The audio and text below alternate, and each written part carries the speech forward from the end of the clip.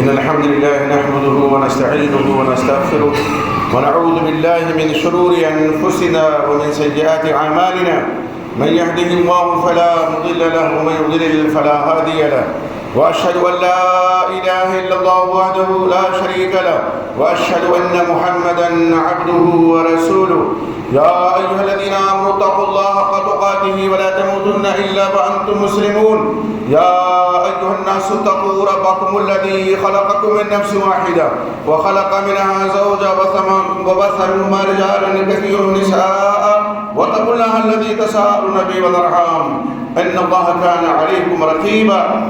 يا أيها الذين آمنوا اتقوا الله وقولوا قولا سديدا يصلح لكم أعمالكم ويغفر لكم ذنوبكم ومن يطع الله ورسوله فقد فاز فوزا عظيما. أما بعد فإن خير الحديث كتاب الله وخير الهدي هدي محمد صلى الله عليه وسلم وشر الأمور محدثاتها وكل محدثة بدعة وكل بدعة ضلالة وكل ضلالة في النار. أعوذ بالله السميع العليم من الشيطان الرجيم. بسم الله الرحمن الرحيم. يا أيها الذين آمنوا كتب عليكم الصيام كما كتب على الذين من قبلكم لعلكم تتقون. اللہ رب العزت کی تعریف و توصیف اور امام الانبیاء سید الاولین والآخرین امام آدم محمد رسول اللہ صلی اللہ علیہ وسلم پر بشمار درود و سلام کے بعد ہمارے آپ کے لیے یہ بڑے شرف و اعزاز کی بات ہے کہ اللہ تعالیٰ نے ہمیں یہ ماہ مبارک عطا فرمایا. رمضان المبارک جس کا آج پہلا دن ہے ہمارے یہاں. یہ اور بات ہے کہ دیگر ممالک میں آج یہ دوسرا دن ہے. خطا کہاں ہوئی ہے اس سے قطع نظر چونکہ ہمارے ملک کے بیشتر خطوں میں چاند کی رویت نہیں ہوئی تھی اس لیے آج پہلا روزہ ہے. یہ اللہ کا فضل ہے کہ اللہ نے یہ ماہ مبارک ہمیں عطا کیا ہے.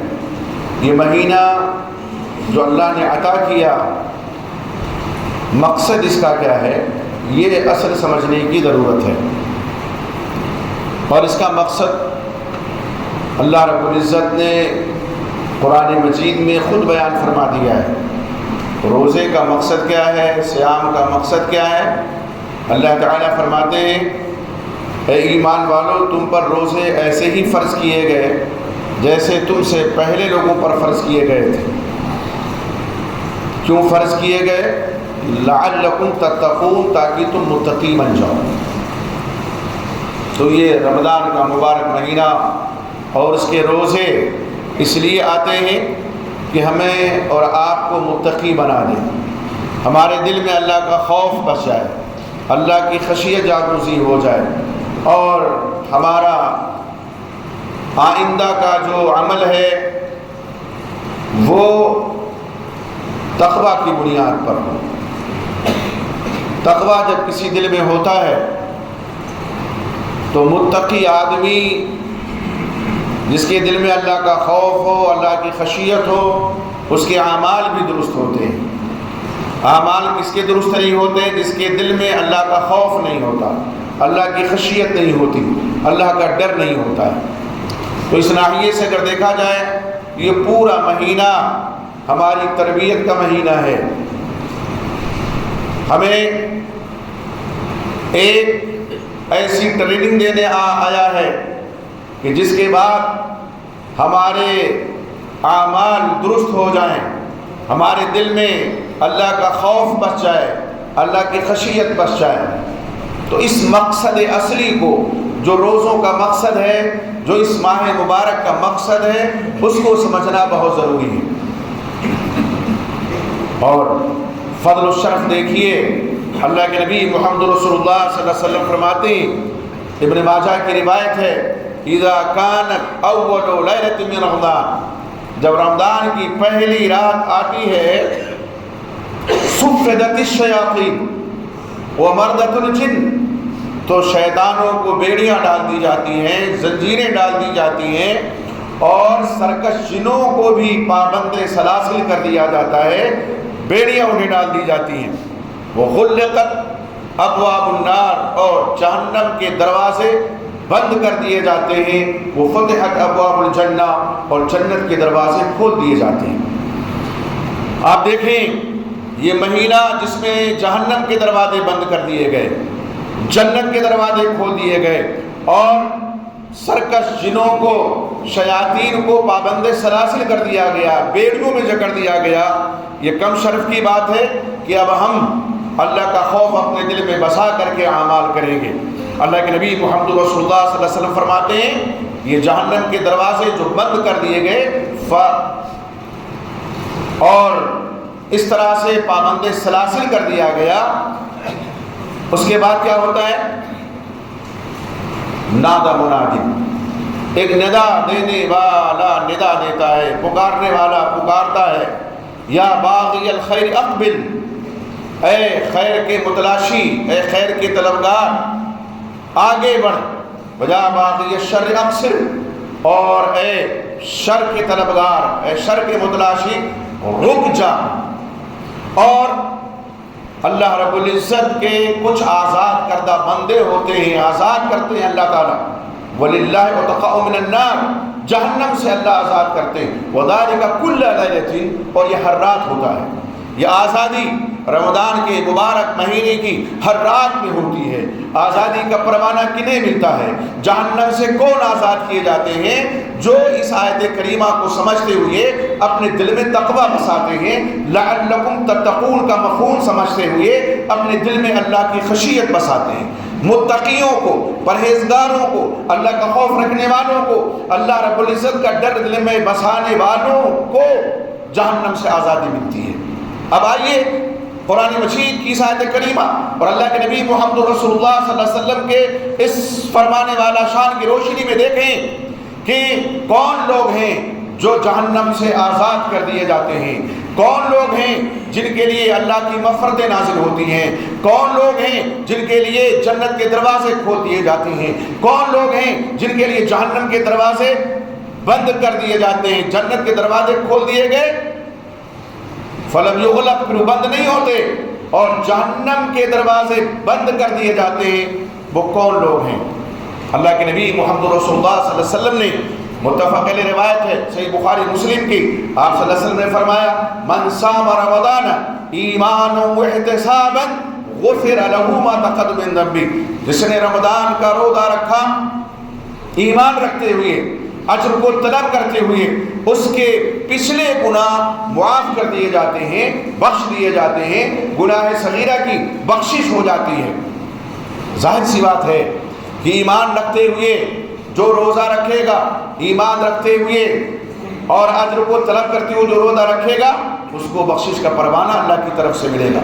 اسی طرح سے صحیح بخاری کے حدیث میں اللہ کے نبی محمد رسول اللہ صلی اللہ علیہ وسلم فرماتے ہیں من قام رمضان ایمانا واحتسابا غفر له ما تقدم من ذنبه، جس نے رمضان کے مہینے میں قیام اللیل کیا اس کے پچھلے گناہ معاف کر دیے جاتے ہیں۔ کیا رکھتے؟ ایمان رکھتے ہوئے اور اجر کو طلب کرتے ہوئے، یعنی اخلاص ہو، للہیت ہو، صرف اللہ سے اجرت کے طلبگار ہو، ریاکاری نہ ہو، شہرت طلبی نہ ہو، ریا و نمود کا شائبہ نہ ہو کہ روزہ اس لیے رکھیں کہ لوگ روزے دار کہیں، قیام اللیل اس لیے کریں کہ لوگ تہجد گزار کہیں۔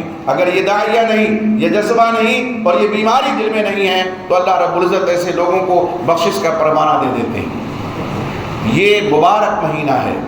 اللہ کے نبی محمد رسول اللہ صلی اللہ علیہ وسلم اس مہینے کی خوشخبری سناتے تھے، اور اسی لیے مبارکبادی دینا، ایک دوسرے کو اس مہینے کی مبارکبادی دینا جائز ہے، دینا چاہیے۔ اللہ کے نبی محمد صلی اللہ علیہ وسلم فرماتے ہیں اتاکم رمضان شہر مبارک، تمہارے پاس رمضان آیا ہے، تمہارے اوپر ایسا مہینہ جو مبارک مہینہ ہے۔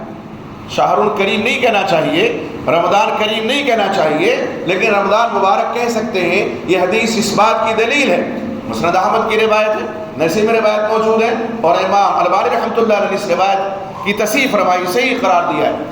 فرض اللہ عز و جل علیکم صیامہ، اللہ عز و جل نے اس کا روزہ تمہارے اوپر فرض کیا ہے۔ فرمایا تفتح فیہ ابواب السماء، اس مہینے میں آسمان کے دروازے کھول دیے جاتے ہیں۔ وتغلق فیہ ابواب الجحیم، اور جہنم کے دروازے بند کر دیے جاتے ہیں۔ وتغل فیہ مردۃ الشیاطین مردۃ الجن، اور جو سرکش جن ہیں ان کو پابندے سلاسل کر دیا جاتا ہے، مردۃ الشیاطین۔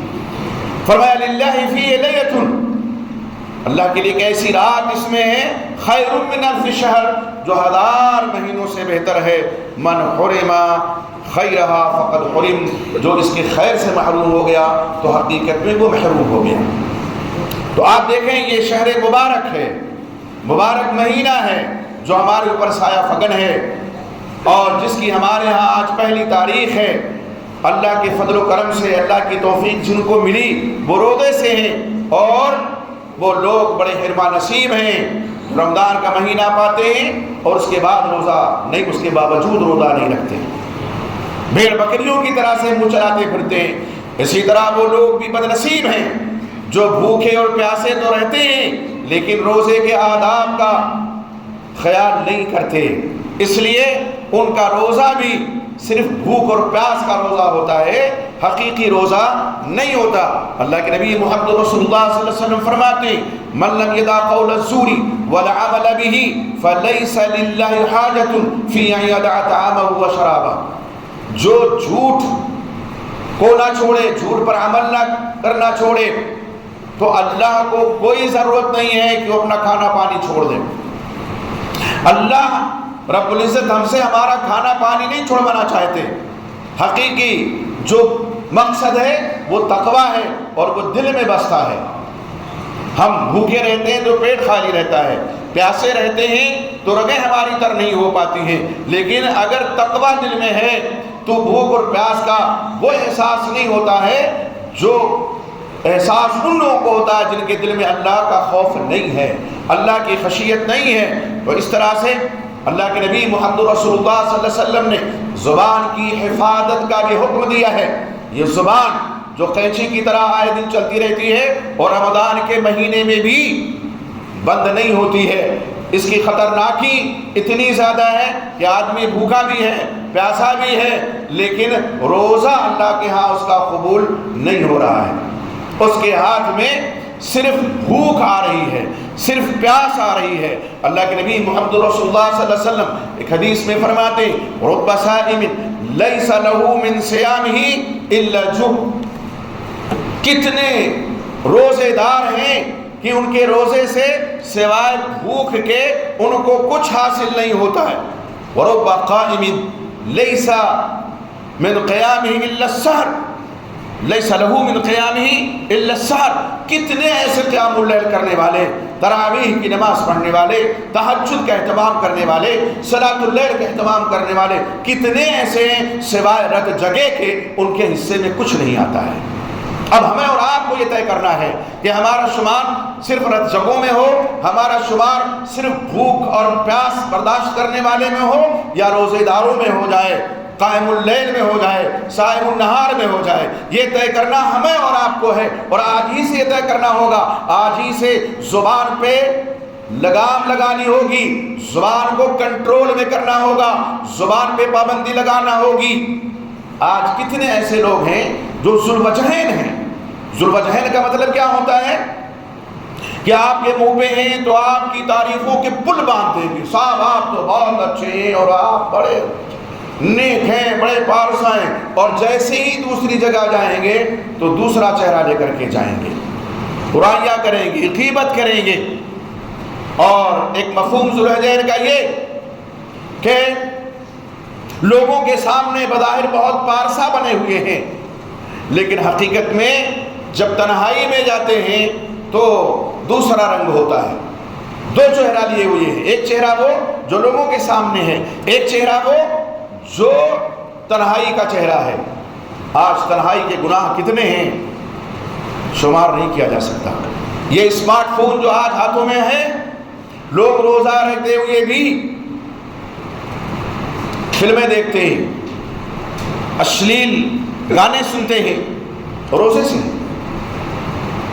یہ کان جو برائیاں سنتے ہیں، یہ زبان جو برائیاں کرتی ہے، ان کا بھی محاسبہ کل قیامت کے دن ہوگا، ان کا بھی محاسبہ ہوگا۔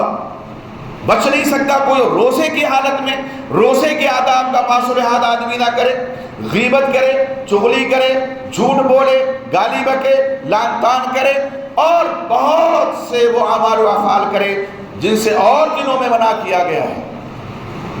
رمضان کا مہینہ جب آتا ہے بہت سی حلال چیزیں رمضان کے دن میں حرام ہو جاتی ہیں۔ کھانا ہم نہیں کھا سکتے، پانی ہم نہیں پی سکتے، اسی طرح بیوی سے ہم بستری نہیں کر سکتے۔ حلال ہے یہ اور دنوں میں، لیکن رمضان کے دن میں یہ حرام ہے۔ تو جو حلال چیزیں رمضان کے دن میں حرام ہو جاتی ہیں تو آپ سوچئے کہ جو پہلے سے حرام ہیں ان کی حرمت کتنی شدید ہو جاتی ہے، کتنی شدید ہو جاتی ہے۔ یہ سوچنے کا مقام ہے، محاسبہ کرنے کا یہ موقع ہے۔ ہمیں اپنے نفس کا محاسبہ کرنا چاہیے، احتساب نفس بہت ضروری ہے۔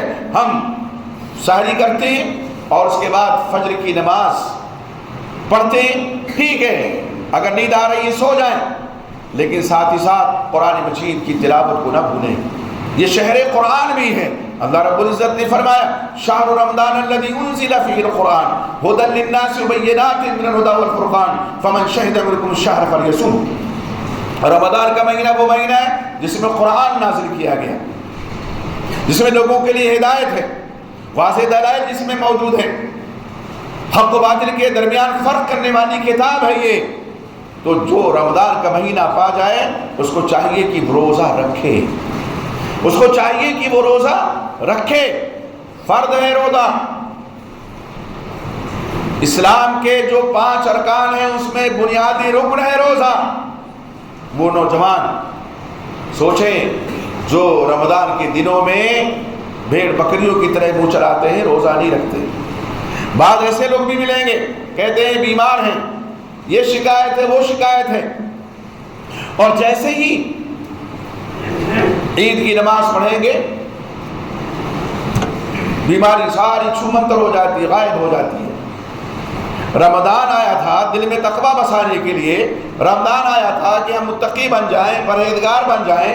روزے کا مقصد یہ ہے کہ ہم تقویٰ شعار بن جائیں، اور جیسے ہی رمضان کا چاند طلوع ہوتا ہے ایک دم بے توجہی کا شکار۔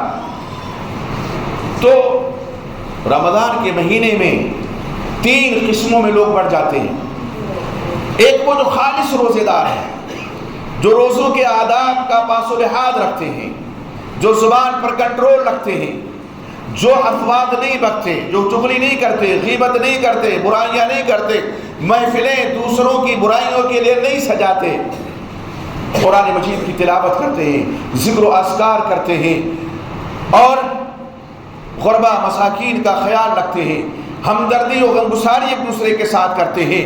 وہ یہ جان لیتے ہیں کہ ہم جو بھوکے ہیں تو جس طرح ہم بھوکے ہیں اور ہمیں کچھ مشقت اٹھانی پڑ رہی ہے تو اسی طرح ہمارا فلاں پڑوسی بھی جب بھوکا رہتا ہوگا تو اسے مشقت اٹھانی پڑ رہی ہوگی، تو ہم اس کی بھوک مٹانے کے لیے ہم کچھ جتن کریں، عطا کریں، اس کو کچھ دیں۔ صرف زکوٰۃ نہیں، عام صدقات بھی اسے دیں۔ زکوٰۃ کے تعلق سے جو بے توجہی برتی جا رہی ہے، الامام الحفیظ، صرف رمضان کے مہینہ خاص کر لیا گیا زکوٰۃ کے لیے۔ کہاں ہے یہ کہاں ہے کہ رمضان کے مہینے میں زکوٰۃ دی جائے، باقی اور مہینوں میں زکوٰۃ نہ دی جائے؟ ایک آدمی کے اوپر زکوٰۃ فرض ہوتی ہے شعبان میں، رجب میں، اور انتظار کرتا ہے رمضان کا، اور اس سے پہلے چل بسے تو ایک فریضہ اپنی گردن پہ لاد کے لے کے جائے گا۔ بہرحال آج کا موضوع نہیں ہے، کبھی کسی خطبہ جمعہ میں انشاءاللہ اس پر بات ہوگی۔ آپ یہ دیکھیں کہ جو ان روزوں کے آداب کا پاس و لحاظ رکھتا ہے ایک طبقہ ہے، وہ روزہ بھی رکھتا ہے، روزے کے آداب کا پاس و لحاظ بھی رکھتا ہے، قیام اللیل بھی کرتا ہے، قرآن مجید کی تلاوت بھی کرتا ہے۔ دوسرا طبقہ ایک دم اس کے اپوزٹ ہے، دوسری قسم ایک دم اس کے اپوزٹ ہے مسلمانوں کی۔ اب مسلمان کہیں نہ کہیں یہ تو الگ بات ہے، لا الہ پڑھنے والے تو کہیں گے ہی، کیوں ایک دم روزہ نہیں رکھتے، ایک دم روزہ نہیں رکھتے، کوئی نہ کوئی بہانہ کر کے یا ایسے ہی بغیر بہانے کے۔ اللہ کا خوف دلوں سے نکل چکا ہے۔ ایک تیسرا طبقہ ہے جو روزہ بھی رکھتا ہے اور بے روزے دار بھی ہے، زبان پہ جسے کنٹرول نہیں ہے، قیام اللیل کرتا ہے لیکن قیام اللیل کا ثواب اس کو نہیں ملتا ہے. کیوں؟ اس لیے کہ قیام اللیل کے بھی آداب ہیں. قرآن مجید کس طرح اس کی تلاوت کی جائے. قرآن میں خود اللہ رب العزت نے فرمایا وَرَتِّلِ الْقُرْآنَ تَرْتِيلًا، اور قرآن کو ٹھہر ٹھہر کر پڑھو. کون پڑھتا ہے؟ تراویح میں آپ اعلانات دیکھیں گے، شبیلہ 3 روز میں قرآن مکمل، 1 رات میں قرآن مکمل، 1 ہفتے میں قرآن مکمل. کہاں سے لاتے ہیں یہ؟ کون سی دلیل کے پاس ہے؟ شروع میں قدغن نہیں لگی، اب علماء بھی چیخ رہے ہیں ان کے، تو بھی مان کے نہیں دے رہے ہیں. اس لیے کہ خوش کرنا ہے تاجروں کو، اس لیے کہ خوش کرنا ہے دکانداروں کو. انہوں نے تراویح کو تکمیل قرآن اور تراویح کو لازم ملزوم سمجھ لیا ہے. ٹھیک ہے، قرآن اگر مکمل ہو جائے قیام اللیل میں، جس کو بعد میں تراویح کا نام دیا گیا، کوئی بات نہیں ہے، اچھی بات ہے، قرآن ہم پورا سن لیں گے. لیکن اگر کوئی قرآن مکمل نہیں کرتا تو کیا اس کی تراویح نہیں ہوتی؟ بے شک ہوتی ہے. لیکن کچھ لوگوں کو غلط فہمی ہے، جیسے طلاق کے مسئلے میں غلط فہمی ہو گئی کہ بعض لوگ سمجھتے ہیں جب تک 3 کہیں گے نہیں تو پڑھیں گے نہیں تو تینوں دے ڈالو. اسی لیے بعض لوگ سمجھتے ہیں قرآن کا سن لینا، تراویح پڑھ لینا ہے تو قرآن 1 رات میں سن لیا، 3 رات میں سن لیا، اب کون جائے خواہ کھڑے ہونے امام صاحب کے پیچھے، کون لمبا قیام کرے، قرآن تو مکمل ہو گیا. یہ غلط فہمی ڈالی گئی ہے نادانستہ طور پر ہی صحیح لوگوں کے دل و دماغ میں. لوگ یہی سمجھتے ہیں کہ قرآن مکمل ہو گیا تو تراویح بھی گئی، اب تراویح کی بھی کوئی اہمیت نہیں، تو قیام اللیل کی بھی کوئی اہمیت نہیں. اب کیا قیام اللیل کریں، کیا صلاۃ اللیل پڑھیں، کیا صلاۃ التہجد پڑھیں. اب تو قرآن سن لیا. اور اب اگر کبھی آپ کہیں کسی دکاندار سے بھی مسجد بغل میں ہے، تراویح کی نماز ہو رہی ہے، آپ بیٹھے ہیں دکانداری کر رہے ہیں، ارے صاحب کیا کریں، وہ تو سن لیا نا، قرآن سن لیا. وہ فلاں مسجد میں شبینے کا اہتمام تھا، وہاں سن لیا. واللہ العظیم یہ قرآن مجید کے ساتھ استہزاء ہے، مذاق ہے. کل یہی قرآن ہوگا جس کے بارے میں اللہ کے نبی محمد رسول اللہ صلی اللہ علیہ وسلم نے فرمایا یاتی شفیعا لاصحابہ، قرآن پڑھنے والوں کی سفارش کرتا ہوا آئے گا، ان کی شفاعت کرے گا، روزہ شفاعت کرے گا، روزے داروں کی شفاعت. یہی قرآن کل فریادی بن جائے گا. وہ مخالف اس کا یہی ہے، اگر یہ سفارش کر سکتا ہے تو اس کے ساتھ ہم غلط برتاؤ کریں گے تو کیا ہوگا؟ شکایت نہیں کرے گا کہ اللہ تیرے اس بندے نے، تیرے ان بندوں نے مجھے ایسی لپیٹ لپاٹ کے رکھ دیا، کچھ بھی اہتمام نہیں کیا، قرآن مجید کو جس طرح پڑھنا چاہیے اس طرح نہیں پڑھا. امام صاحب ایسے پڑھتے تھے کہ عالمون تعلمون کے علاوہ کوئی چیز پلے مقتدیوں کے نہیں پڑتی تھی. جہاں آیت ختم ہوتی ہے ایک دم سراٹے کے ساتھ دنا دن لگتا ہے کوئی فاسٹ ٹرین ہے جو جا رہی ہے، ادھر آگے بڑھ رہی ہے، پٹریاں ادھر رہی ہیں.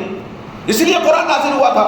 یہ شہر قرآن میں، قرآن کے مہینے میں قرآن کا مذاق، قرآن کا استہزاء ایسے لوگوں کو بہت بھاری پڑے گا. چاہے مسجدوں کو کتنا وہ آباد کر لیں، چاہے 1 رات میں، 2 رات میں، 3 رات میں، کتنی رات میں قرآن کیوں نہ مکمل کر لیں، اگر قرآن کے ساتھ یہ برتاؤ ہوگا، قرآن کے ساتھ یہ سلوک ہوگا، قطعاً سفارش ان کی قرآن نہیں کر سکتا ہے. کوئی سوال ہی نہیں ہے. اس لیے کہ قرآن پڑھنے کی بھی آداب ہیں، قرآن مجید کی تلاوت کے بھی آداب ہیں. یہ نہیں کہ ان کو سراٹے کے ساتھ پڑھتے چلے جائیں، ایک حرف بھی پلے نہ پڑے، ایسا کہیں نہیں ہے. اللہ کے نبی محمد رسول اللہ صلی اللہ علیہ وسلم کے پاس جب جبریل امین علیہ السلام کو لے کر کے آتے تھے، آپ دیکھیے آپ جلدی جلدی ہونٹ ہلاتے تھے. اللہ نے آیت نازل فرما دی کہ نہیں، آپ سنیے، ہم آپ کے سینے میں اس کو جمع کر دیں گے اور آپ کو پڑھائیں گے، آپ جلدی نہ کیجیے، جلدی نہ کیجیے. کیا اب کوئی اگر جلدی کرتا ہے تو درست کرتا ہے؟ قطعا نہیں. اس لیے قرآن کے مہینے میں قرآن کے ساتھ جو برتاؤ ہونا چاہیے وہ بھی بہت سے لوگ غلط کرتے ہیں. تو قیام اللیل کا ثواب کہاں سے ملے گا؟ روزہ ہے، اس کے آداب کا پاس و لحاظ نہیں. قیام اللیل ہے، قیام اللیل میں قرآن مجید کی تلاوت کے آداب کا پاس و لحاظ نہیں، تو قیام اللیل اللہ کے ہاں قابل قبول ہوگی نہیں. الٹا یہ قرآن فریادی بن کر کے کھڑا ہو سکتا ہے. اس لیے میرے بھائیوں، ضرورت اس بات کی ہے کہ ایسی مسجدوں میں آپ قیام اللیل کرنے جائیں جس کو بعد میں تراویح کہا گیا، اور آج تراویح سے یہ نماز مشہور ہے، جہاں ٹھہر کر کے امام صاحب قرآن مجید کی تلاوت کرتے ہوں. بھلے قرآن مکمل نہ ہوتا ہو، قرآن آپ خود پڑھیے، قرآن آپ خود سنیے اگر پڑھے ہوئے نہیں ہیں. اچھا یہ بڑی عجیب بات ہے، قرآن لوگ پڑھتے نہیں ہیں، اور پوچھا جائے بھی کیوں نہیں پڑھتے؟ بھی پڑھا نہیں ہے، انگریزی پڑھی ہے اور وہ فراٹے سے انگریزی بولتے ہیں، اتنی گٹ پٹ کریں گے کہ انگریز بھی شرما جائے.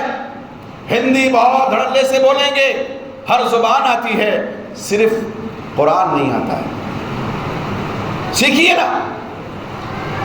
پابندی ہے کیا کہ جب 5 6 7 8 9 سال کے ہوں گے تبھی قرآن پڑھیں گے؟ 20 25 50 60 سال کے ہوں گے تو قرآن نہیں پڑھ سکتے، 70 سال کے ہوں گے تو قرآن نہیں سیکھ سکتے.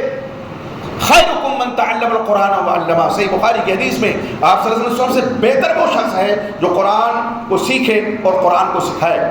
آپ جائیے نا سعودی عربیہ وغیرہ میں، 70 80 80 90 سال کے بوڑھے امام صاحب سے قرآن مجید پڑھتے ہیں.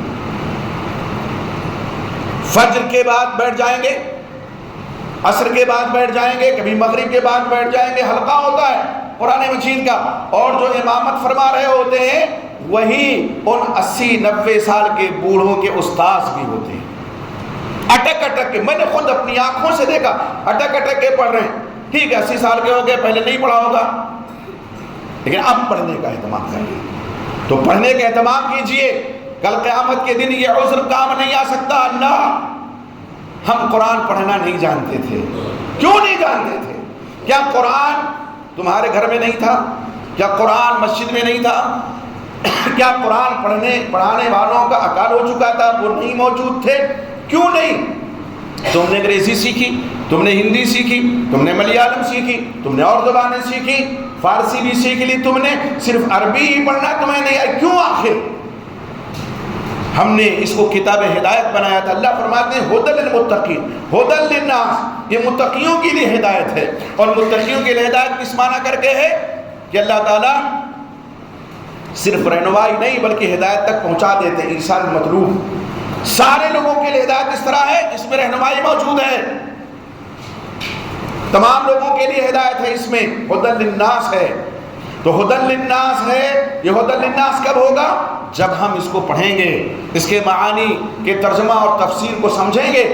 آج قرآن مجید واحد ایک ایسی کتاب ہے، واحد پوری دنیا میں، پوری کائنات میں جو سب سے زیادہ پڑھی بھی جاتی ہے اور جس کے معانی کا ترجمہ سب سے زیادہ تقریباً تمام زبانوں میں موجود ہے. عذر کام نہیں آ سکتا ہے.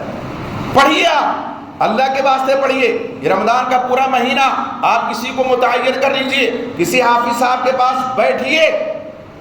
کس لیے بیٹھیے؟ قرآن پڑھنے کے لیے، چغلخوری کرنے کے لیے نہیں، برائی کرنے کے لیے نہیں. آپ ان کے پاس بیٹھیے قرآن سیکھنے کے لیے کہ حافظ صاحب یہ مہینہ ملا ہے، رمضان شہر قرآن ہے، قرآن کا مہینہ ہے، ہم یہ چاہتے ہیں کہ آپ ہمیں قرآن سکھا دیں. کوئی حافظ منع نہیں کرے گا، اور کوئی منع کرے تو آپ اپنے بچوں کے لیے ٹیوشن رکھتے ہیں تو اپنے لیے بھی ٹیوٹر رکھ لیجئے نا. ٹیوشن کرتے ہیں ٹیوٹر رکھ لیجئے. میرے بھائی، قرآن یہ قرآن ہے، اور قرآن کو قرآن کی طرح پڑھنا چاہیے، اس کا اہتمام ہونا چاہیے. آپ روزانہ طے کر لیں کہ ہمیں کتنا پڑھنا ہے. پورے مہینے میں 1 مرتبہ ختم کریں، 2 مرتبہ ختم کریں، کوئی مسئلہ نہیں ہے، لیکن آپ ٹھہر کے پڑھیں اور معانی کا ترجمہ تفسیر موجود ہے تو سمجھ کے پڑھیں. ہمارے یہاں خود آپ کے شہر لکھنؤ میں 70 72 سال کے بزرگ وار ہیں، ہم سے تفسیر ابن کثیر لے کر کے گئے. ان کے بیٹے کا ہمارے والد پڑھنا چاہتے ہیں، تفسیر ابن کثیر اردو میں ہے.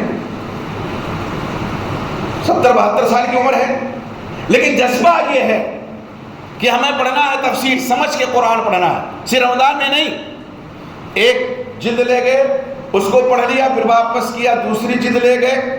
خود اسی مسجد سے ہم نے ایک نسخہ دیا ان کو تفسیر ابن کثیر کا، اور اس طرح سے وہ پڑھتے گئے.